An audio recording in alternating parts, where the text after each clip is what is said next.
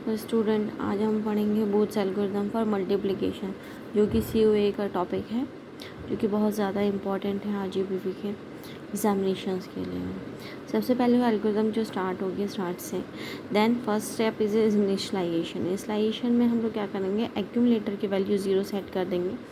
Q-1 it means Q की जो value होगी, तो Q-1 की वैल्यू सेट करेंगे 0। Q-1 इट मीन्स क्या है, जो आपकी Q की वैल्यू होगी, जो कि आपका मल्टीप्लायर होता है, उसकी जो लास्ट राइट मोस्ट जो बिट होगी, उससे पहले की जो बिट होगी वो हम उसको 0 सेट करेंगे।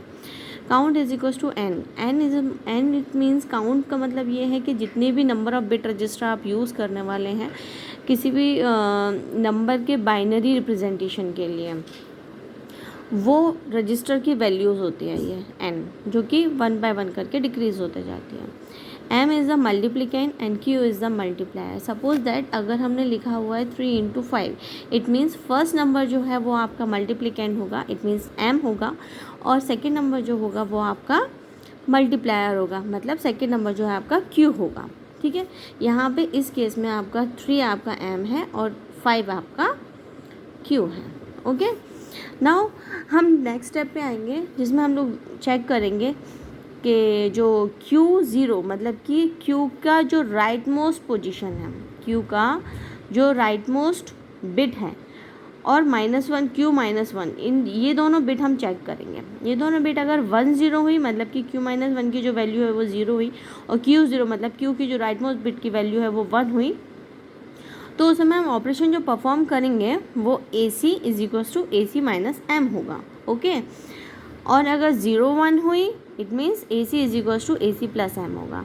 और दोनों बिट अगर 0 0 और 1 1 मतलब दोनों बिट सेम हुई आपकी, तो आपको क्या करना है, normal ASHR it means arithmetic shift right. Arithmetic shift right का मतलब ये होता है कि आपको राइट में शिफ्ट करते जाना है, लेकिन जो आपकी जो लेफ्ट मोड बिट होगी वो एज इट इज़ नीचे शिफ्ट कर दी जाएगी।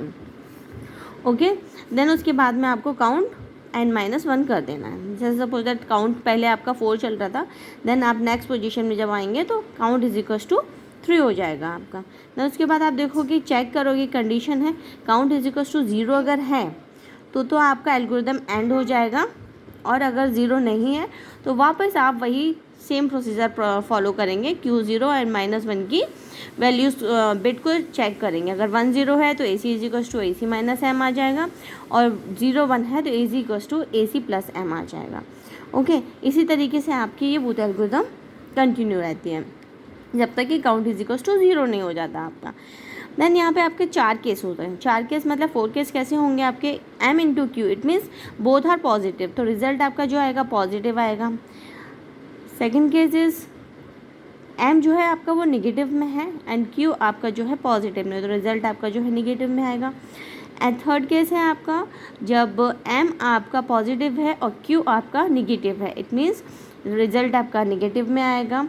फोर्थ केस आपका जो है वो M जो है आपका माइनस निगेटिव में है और Q भी आपका निगेटिव में है, बट रिजल्ट आपका जो है पॉजिटिव में आएगा। अब किसी भी वैल्यू की माइनस अगर निगेशन वैल्यू निकालनी है आप, तो उसके लिए आपको क्या करना था, माइनस वैल्यू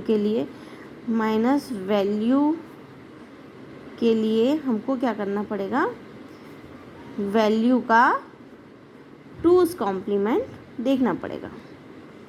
ठीक है, 2's कॉम्प्लीमेंट। तो 2's कॉम्प्लीमेंट कैसे निकालते हैं, वैल्यू की जो भी वैल्यू होगी, सपोज दैट आपका 1 1 1 ये वैल्यू दी हुई है और इसका आपको 2's कॉम्प्लीमेंट निकालना, तो सबसे पहले तो आप क्या करोगे, इसका कन्वर्ट कर दोगे, मतलब 1's कॉम्प्लीमेंट क्या होगा, 0 0 0 0 और +1 करने पर आपको उसके पास में 2's कॉम्प्लीमेंट आ जाएगा। तो 15 का 2's कॉम्प्लीमेंट क्या होगा, 1। Okay, understand. तो जब भी आपको M की वैल्यू दी है, अगर आपका M पॉजिटिव है इट मीन्स कोई बात नहीं है, और अगर वो निगेटिव में है तो उसका आपको M का 2's कॉम्प्लीमेंट लेके चलना है। M की जो भी वैल्यू होगी, मतलब बाइनरी रिप्रेजेंटेशन जो भी होगा M का, उसका 2's कॉम्प्लीमेंट देखना है। ओके, जैसे 3 का जो है बाइनरी रिप्रेजेंटेशन क्या होता है आपका, 0 0 1 1, ये आपका 3 का माइनर रिप्रेजेंटेशन होता है।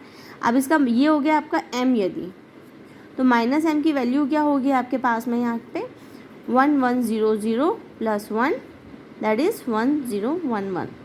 तो आपकी जो माइनस m की वैल्यू होगी वो क्या होगी 1101। ओके, अब हम यहाँ पे एक न्यूमेरिकल सॉल्व करेंगे।